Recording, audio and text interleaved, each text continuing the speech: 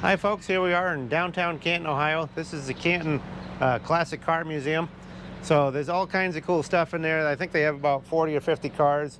And it kind of looks like the museum's just down here, but it's actually the whole city block there. So it's going to be quite a place. There's all kinds of advertisement and stuff from what I've heard. They started in 1978 and got an awesome collection. So enjoy the video. We'll jump in there, show you what there is. Well, here we are. We'll jump into the first room. This is their main entranceway. A lot of memorabilia and different collectibles and stuff in here.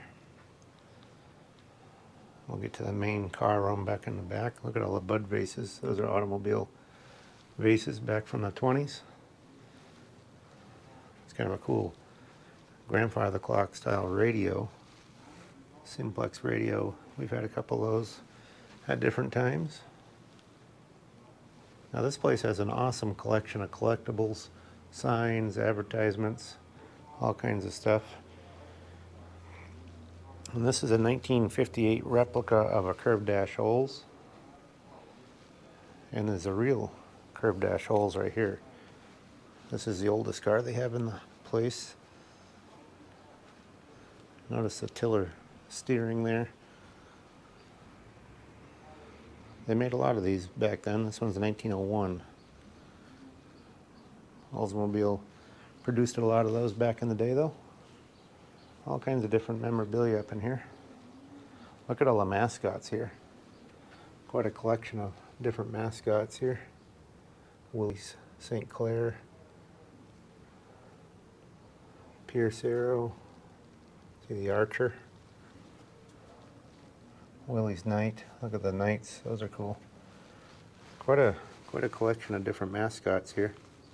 That's an unusual one there. I don't know that I've seen that one with the vulture on it or whatever it is. That's a cool one there too. That's an accessory. Anyway, quite a collection of different stuff in here. Speedometers, different automobile toys, badges.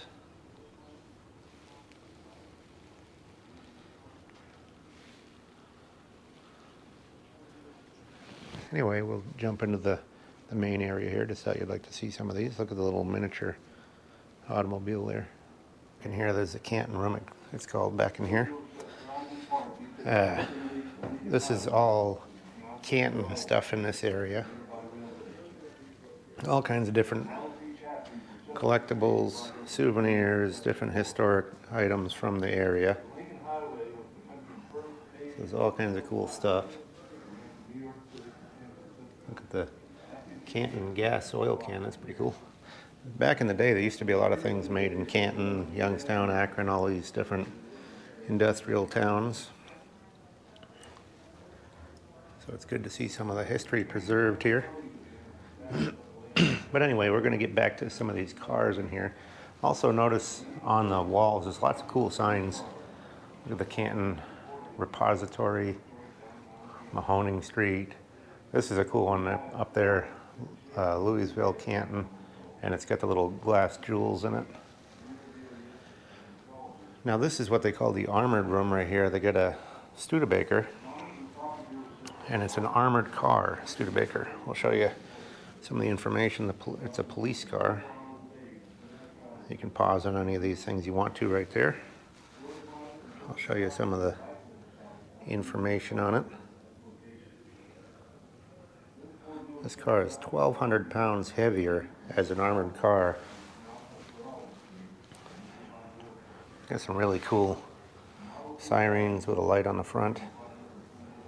Studebakers of this era are really highly styled, nice looking cars.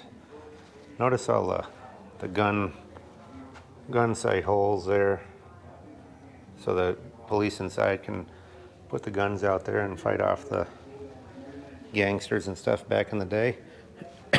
This is one of the original windows out of it, and you can see how thick it is, and it's heavy. It's probably an inch and a quarter thick. I don't know if you can see it right there, probably too. Bulletproof glass. Notice the big antenna on the back too. That was really sophisticated for the day. Even got a little Studebaker S on the gas cap there, locking gas cap. So anyway, there's all kinds of cool stuff in here. I'm just gonna pan around, show you some of it. This is a nice little clock hanging there. All kinds of different hats and clothing in here. I like the little couch there. Look at that little toy couch, miniature one.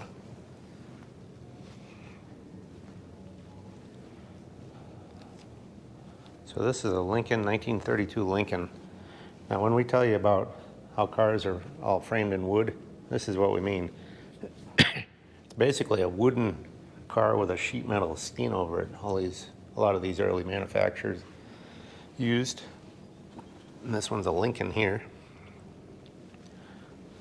It shows you how much wood there is in there. Big hunks of wood.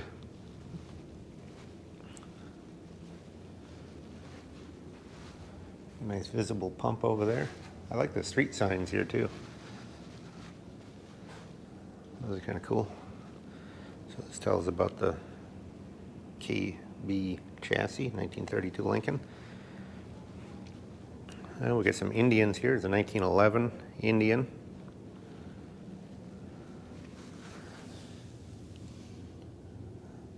Tells all about them here. There's the 37 Scout. And we got a BMW there. So any of those signs you want to pause on, there's the 37 Scout in the middle and the BMW in the back there. All nicely restored. Look at this. A Packard flower car. See all the flowers in the back? It's almost like a giant pickup truck. And those were used for funeral processions. This one's a 1937 12-cylinder. These would have been made by a custom body company. That's how they transported the flowers for the funeral. They have some really cool advertising and stuff on the walls here. And this place is way bigger on the inside than it looked on the outside. It looked like one small building, but it's the whole block. Pretty impressive collection here. We'll continue on this side and then we'll go to the other side. So this is all funeral collectibles. I do like the Anarco sign up there. See ambulance service, different signage and stuff. And look at this big Packard hearse here.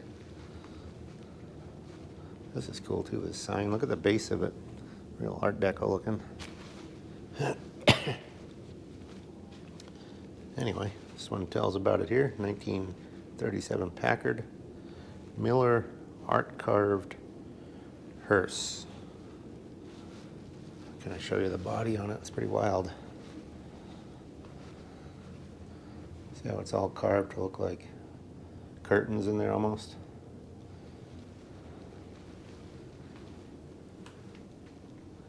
Pretty cool. This thing's a real monster. Look how big that running board is. I mean, that running board is probably 10 feet long. All kinds of different toys and stuff here. Some more signage on the walls. That Ray Bestis sign is cool there. Look at that one. Painted tin. There's some nice early ones. I like these early litho tin signs. They got quite a collection of them here. This place started in 1978, so you know they collected a lot of things back in the day before the price went up so much as it is now. It's about impossible to collect signs anymore.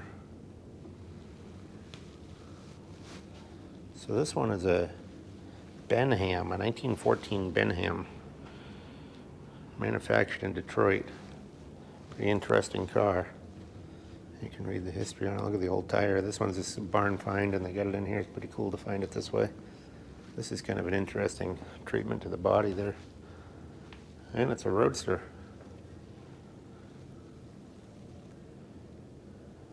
That's really cool.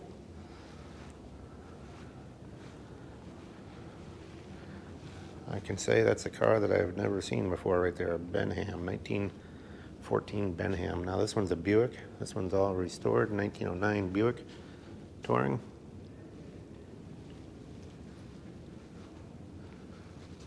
Nice brass era Buick. And we got a 1912 Renault here. This tells all about it here. It's a little car. Look how small it is compared to that Buick. And we got a Maxwell here. This is a smaller car too. Tells all about it there. Maxwell.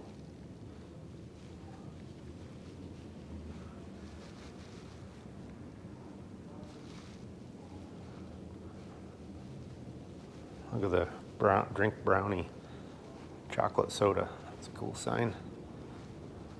Well, we'll jump into the next room here. I'm sure you all recognize this one, Superbird, Plymouth Superbird.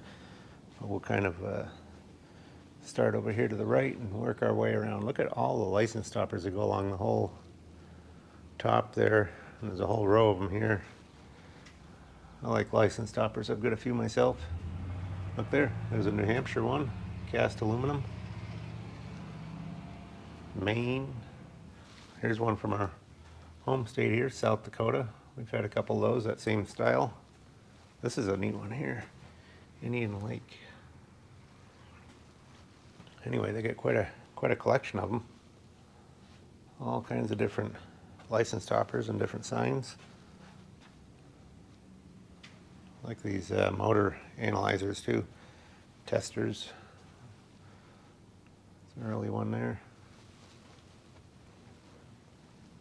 I don't think I've ever seen, I don't know if that's an original. Yeah, it looks like an original Southwind heater. I mean, I've had a ton of those heaters. You see them all over the place. They actually operated off of gasoline, believe it or not, but that's an advertising sign for one. Don't know that I've ever seen that sign before. Well, here's a 33 Ford Cabriolet. It's been a hot rod. 1940s hot rod, was found in poor condition, having gone through all kinds of modifications, restored to its original configuration, says there. That's really cool right there. And we got a 1960 Pontiac Bonneville. This one's a convertible. Looks like a good survivor. Look at the 1988 inspection sticker. Original interior, looks like. Kind of a wild taillight set up there on these.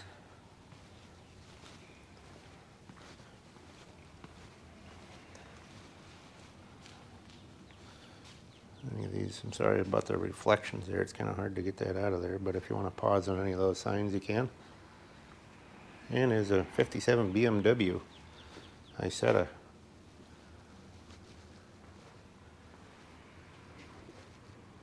They're kind of wild, huh? Got a front door. Notice how the steering column swings out with the door. It's got a knuckle down there so the whole column can swing out as you open the door, and it's got a fabric top you can slide back. Quite a few different stationary engines across the bottom here. This place is right downtown in Canton. Tony's Garage. That's a cool painted sign. And we got a Camaro, a Corvette. And so we got all the big three muscle cars here. GM, Ford, Mopar. 69 Camaro pace car. Look at John Madden back there in the T-Bird. Just kind of showing you these before we go by them. This is a nice sign here. Look at that. Marshall's bicycle. Supplies, tires, and repairs. That's painted on wood. They do have an impressive sign collection here. This one here is a 66 Mustang convertible.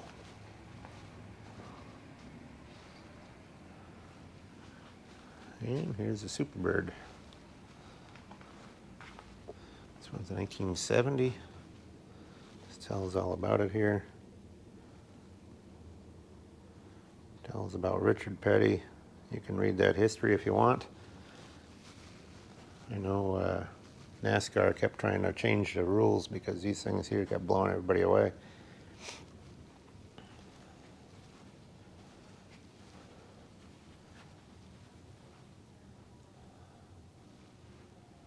Got some really cool stuff here. Look at the old stock car pictures here.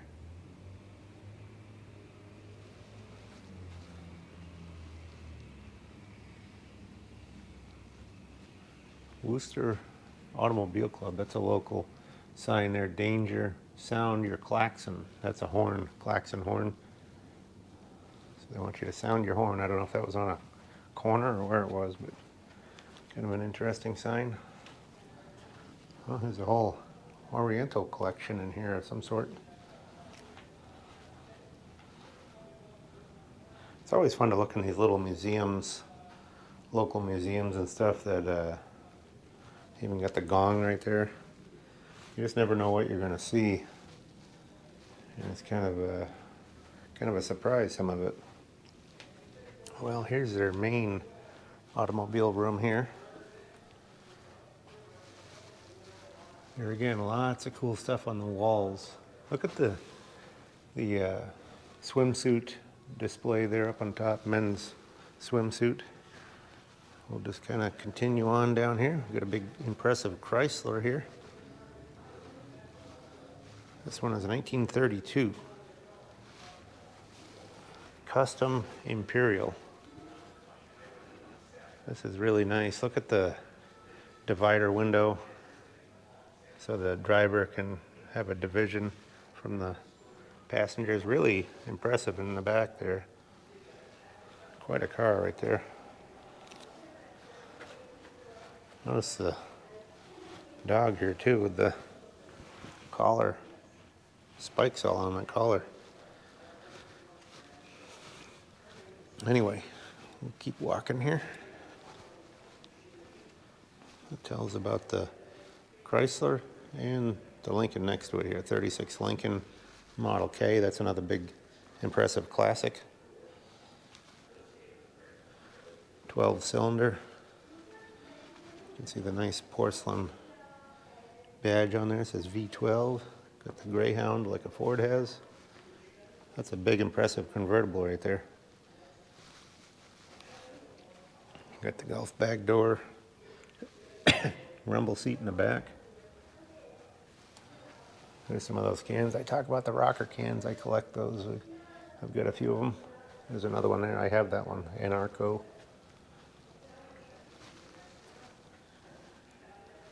And we got another early car here. Let's see. What is this brand of this one? I don't recognize this one. A Holmes. I don't know that I've ever seen one of those. Look at the octagon headlight bezels. What's it say? Improved air cooled. So it's kind of like a Franklin. I thought it kind of looked like a Franklin. This tells the history. This is made right here in Canton. So back in the day, there would have been, I think they said there was 7 automobile manufacturers right here in Canton. And that was one of them. Well, this is another early car here. This one's a 1904 St. Louis. And this was owned by the Timken roller bearing people here. Tells all the history of it. Look at the size of the piston on that. 5 1/4 bore. I mean, look at my hand. That's a big piston. I guess when it's running, it's, you know, really a hit and miss chug, chug, chug sound. Another interesting thing is notice how the front end of it here, that folds down and this folds up. And you got just a normal looking front, but then you can open up into a seat. So that's a pretty interesting car. Got an early Chevy on this side, a 1915 touring car. Here's their website there if you want to, CantonClassicCar.org.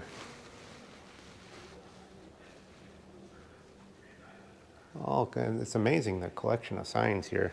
And they bought them back in the day when you could get these at estate sales and auctions and stuff. And now it's quite a collection of them. So that was a 1915 Chevy there, and we got a Rambler here, 1904 Rambler.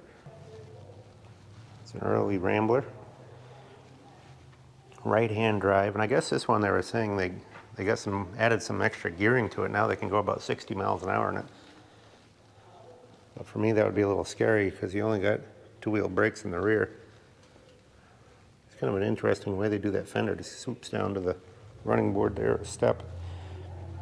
Notice the rear center door for the passengers in the back and the open rear axle.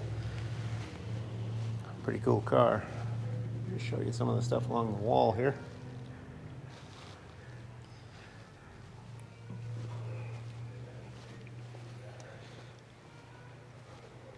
Here's a Model T. Now I guess this building here, this part, and then, you know, out in the front, the whole deal here was built as a bicycle shop, but then shortly after was turned into a Ford dealer, and it was one of the biggest selling Ford dealers in the country, from what I was told. And this Ford here is of the era when they were doing that. It was a 1913. Well, here's a Stutz here. This is a 1928 Stutz. Look at the mascot on there.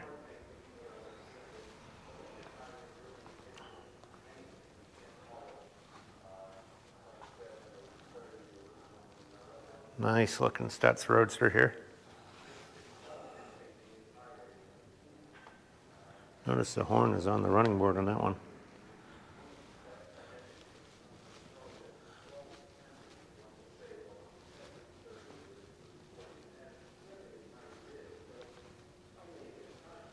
And we got a 37 Cord here. I'll just show you the signages for them if you want to read any of that. This one's a 1937 Cord 812. I guess this is the year that they went bankrupt as well.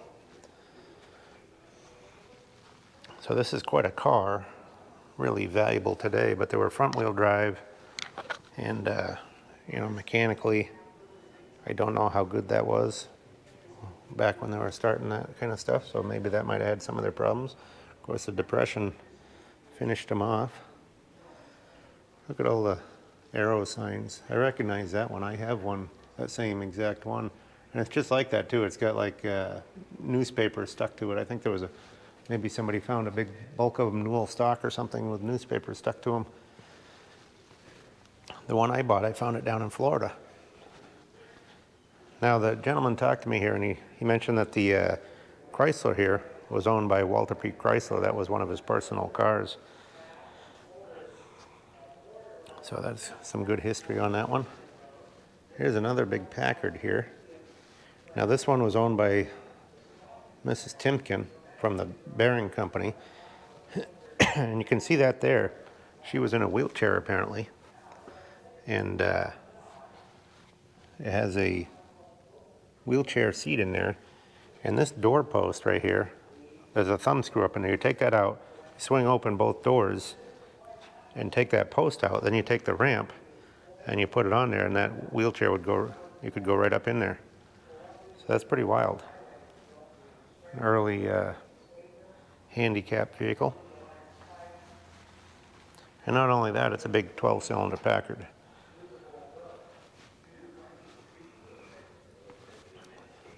And we got another Packard here. This one's a 37 as well. Tells about it there. This one's a V12, and it's a convertible sedan. It's got the nice trip driving lights there. Notice the swan mascot, dual side mounts. That's an impressive, big car right there. And we got another Packard. This one looks like a Packard Darren. Yep, 1939 Packard Darren. This tells all the stuff on it. And here's the stuff for the next one. But that was a custom body. And they, you know, they'd take the Packard and build a custom body. Darren did the body. Really an impressive car. Look at the steering wheel. Kind of interesting. Little bucket seats and a low slung body. Notice how low the hood is and everything too, compared to the one next to it. Kind of shows you the difference, you know. This one's really low, sits down. And this is a 1932 Packard here. That's a dual cowl Phaeton. With the second windshield back there for your rear passengers.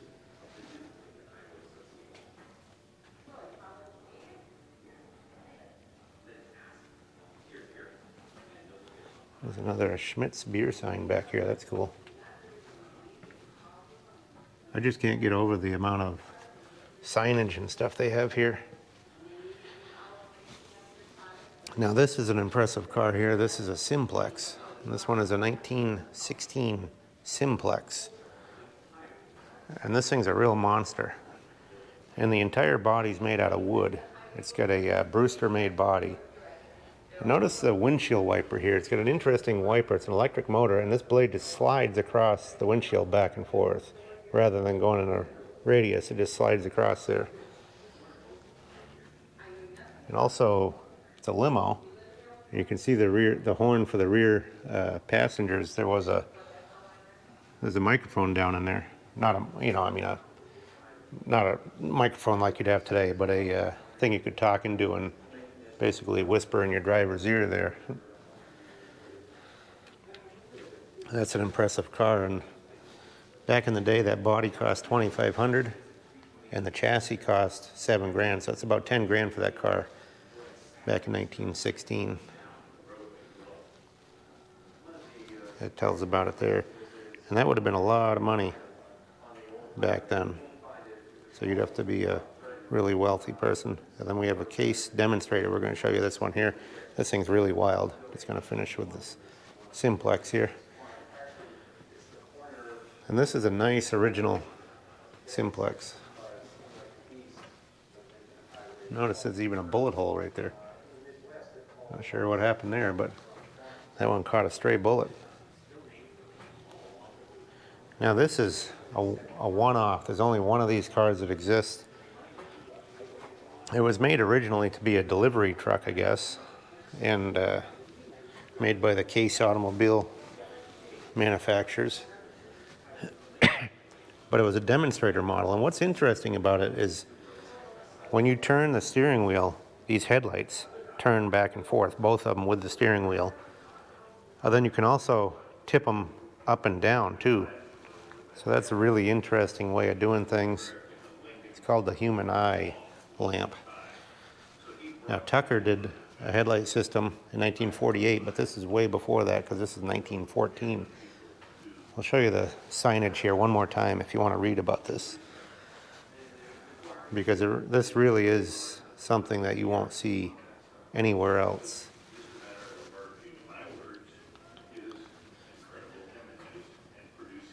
But it's got all kinds of different stuff. Look at the electrically heated car, adjustable seat.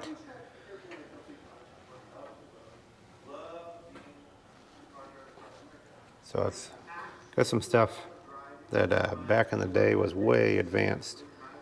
Notice the little keyboard right here, and that would play these chimes. And one of the problems was if they drove it a long time, and they were telling me that they drove this one and had some kids playing the chimes, but after a while, these are running off the exhaust of the engine. So you get you start getting a little dozy there, with the exhaust fumes coming into the car. So that might be one reason why they didn't make very many of those. But that's one only right there. You're not going to see those anywhere else. So this place has some really impressive stuff. And we'll start over this way here. I showed you the Packard on the end, but we got some more. Nice piece of pottery there. Ohio is really known for their pottery. So this is a 1939 Lincoln K. This tells about the two different ones here. But we already showed you the Packard, so we'll get into the Lincoln here. Wow, that is a monster sedan right there. Look at the Canton milk bottle there too, porcelain. And the Michelin Man, look at him, right up on there. This is quite a sedan.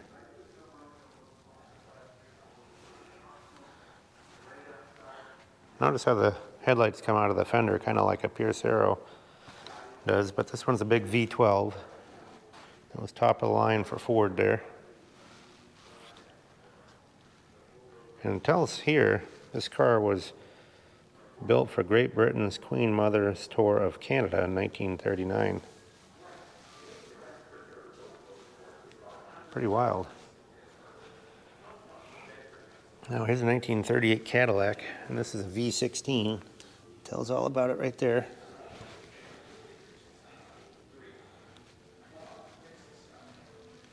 There's the V16 engine with the dual carbs. Look at the dual oil bath air cleaners. This is a convertible sedan. I just can't get over some of the cars in here. I'm really impressed with this place. I really like going to these, smaller or more localized museums because they have some really interesting stuff at times. Look at the Santa's helpers coming out from under the car there. Another thing I like about these is several of them are just in really well preserved original condition too. That's a V16 Cadillac. Tells about them here. And the one to the right here is a 32 Lincoln with a Ralston coachwork, so it's a custom body. Notice the custom bodies are down low slung and look a lot better than the ones that the factories were making. Look at the body lines down this too. Goes right down the hood, loops around, goes down there, then down the rocker panel. Pretty wild.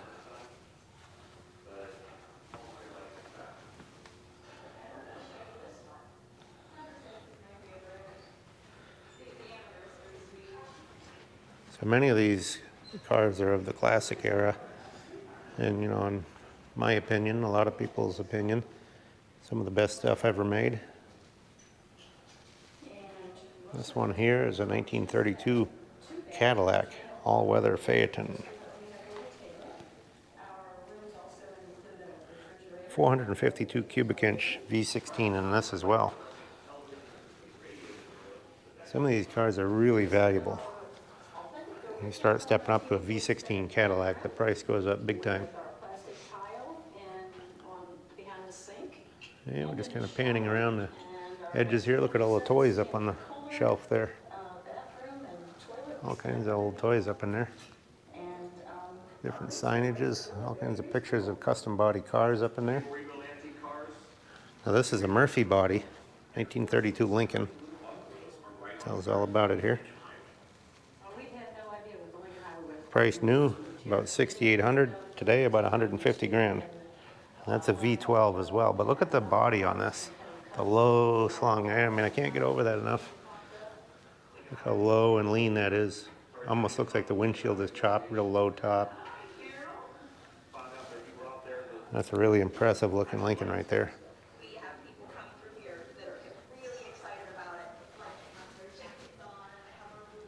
And you got a rumble seat on there as well. Now they got all kinds of Lincoln Highway memorabilia. They even have some of the original bricks from the Lincoln Highway and some of the markers, some of the original signage and stuff from the Lincoln Highway. Pretty cool stuff right there. And they got some more cars back in here. We'll jump back in this way. Just kind of pan around this room. All kinds of collectibles in these cases as well. Radios and toy cars. Look at a neat little hot rod up in there, a little tin hot rod.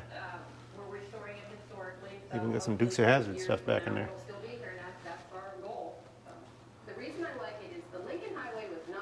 All kinds of different license plates and stuff across the tops. Here's a Hupmobile. 1920 Hupmobile. Let's tell us some stuff about it. Pro football's most significant automobile, the 1920 Hupmobile.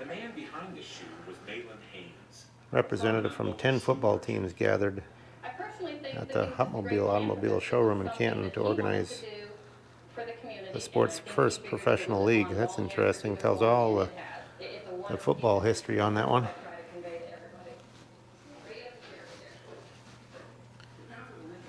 And we got a Pontiac here. Good looking little 32 Pontiac. That's a Pontiac 6 right there.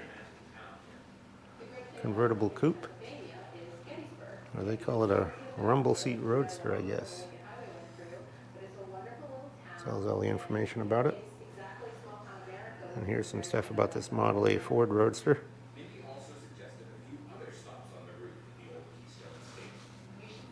This one's a 1930 Model A Roadster right there. Now this looks like an old gas station, service station back in here. Got some gas pumps. Look at the old thermometer here.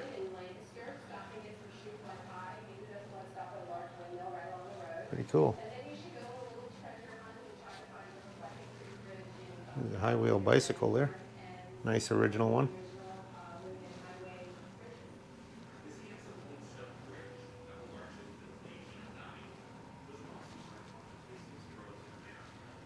The Hercules engine. White engines. Canton, Ohio. Right there. Tells all about it. You can see some stuff there. I don't know if I get close enough for you, but you can read that sign if you'd like to.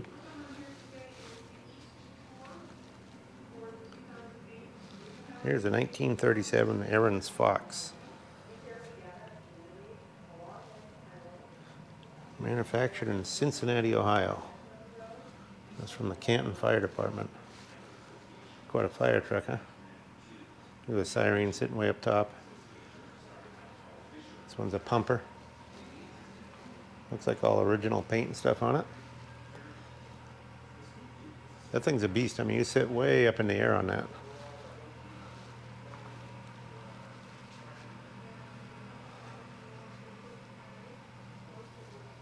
I didn't notice this red top sign. I'll have to show you that. Get over in here. Here's a cutaway engine. That one's a Hercules. Hercules were put into many different types of cars. But that's all cutaway, so you can see how the valves operate and, you know, all the different parts of the engine. I was just trying to check out this red top beer sign. That's really cool. Looks like a top.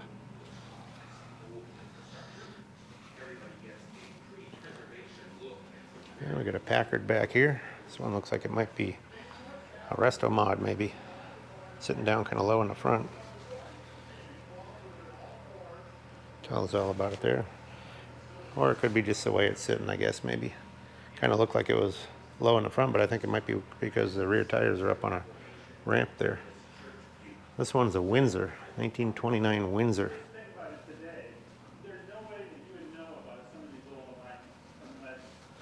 There's the tag on the grill shell. Notice the unusual painted grill other than the double band going down it. That's kind of an odd way of doing it. Windsor white print sedan. Tells all about it there. Made in St. Louis. I actually moved. A friend of mine had one of those and he sold it to a guy down in St. Louis, so I had to haul that car a few hundred miles for him. It was about 10-15 years ago, but I remember hauling that Windsor for him. And we got a Packard here. This one is a 1924 Packard 6. I don't know if I showed you the sign for that one. Do it one more time there. Tells all about it.